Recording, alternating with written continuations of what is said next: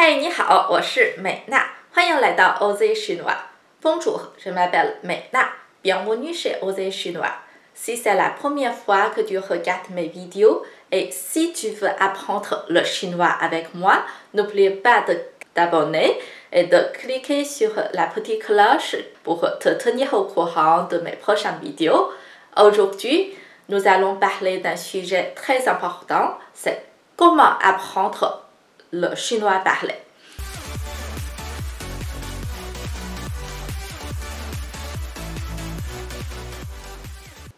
Pourquoi je vais vous parler de chinois parlé? Parce que, en fait, quand on apprend le chinois, on peut bien comprendre les caractères ou même une phrase sans connaître la prononciation. Même en Chine, on a beaucoup de dialectes et du coup, on n'a pas besoin de savoir parler pour se communiquer. On peut juste lire un journal ou quoi que ce soit, un livre, sans connaître la prononciation.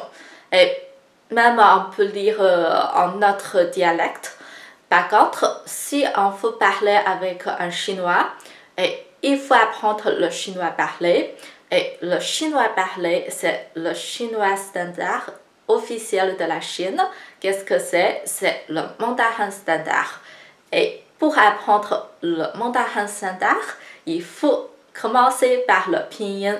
Pourquoi par le pinyin? Parce que le pinyin, c'est une transcription entre les caractères et leur prononciation. Pourquoi je vous parle de ça? Parce que quand je suis arrivée en France, en fait, je ne parlais pas du tout français. Du coup, quand j'ai appris le français, j'ai dû traduire le chinois à anglais et puis anglais en français. Ça m'a perdu beaucoup de temps pour apprendre le français.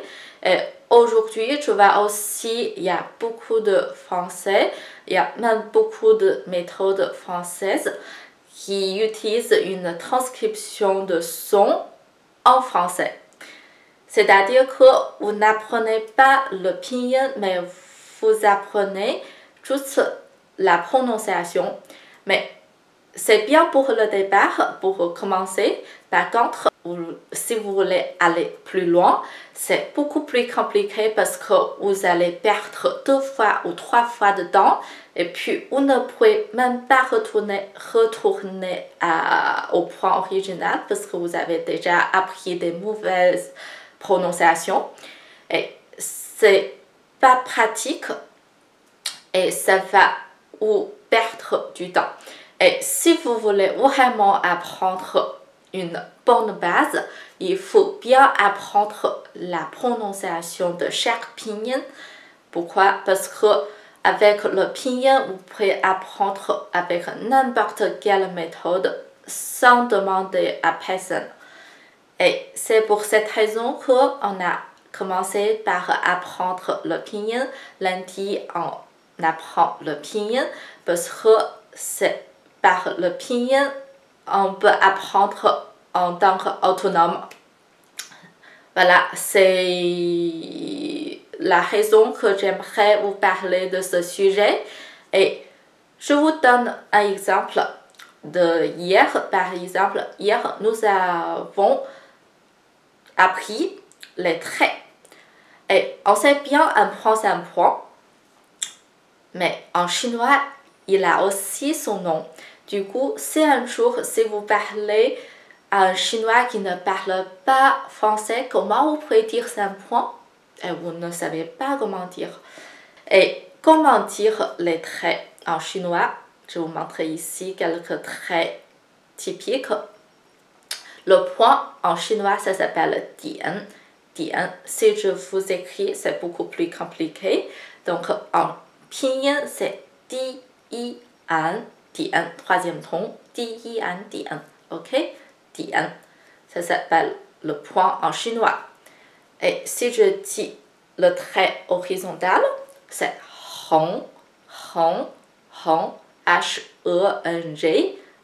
H, on prononce comme he, he, et E-N-G, c'est on.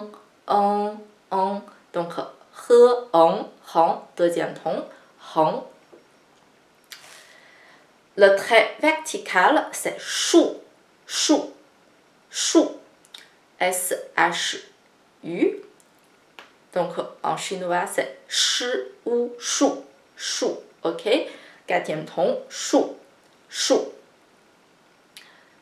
Et le trait qui tourne à gauche, ça s'appelle pied, pied, ok? Pied, pied, pied. Pied, c'est pour, i, pied. 3e ton, pied. Et le trait tourne à droite, c'est na, na, na, ok? Ne, a, na, 4e ton, na. Ce sont des traits typiques simples. Si vous n'avez pas encore suivi le cours d'hier, vous pouvez aller regarder. Et si vous aimez mes vidéos, n'oubliez pas de me donner un j'aime. Et si vous avez des conseils ou si vous n'aimez pas quelques points ou quelque chose, ou vous pensez que c'est pas suffisant, ou il y a des choses que vous pensez que je n'ai pas bien expliqué, donc laissez-moi un commentaire ou laissez-moi dans les commentaires votre commentaire. Donc c'est tout pour aujourd'hui. Je vous souhaite une très bonne journée. Et sur ce, je vous souhaite une bonne journée et à demain, 明天见。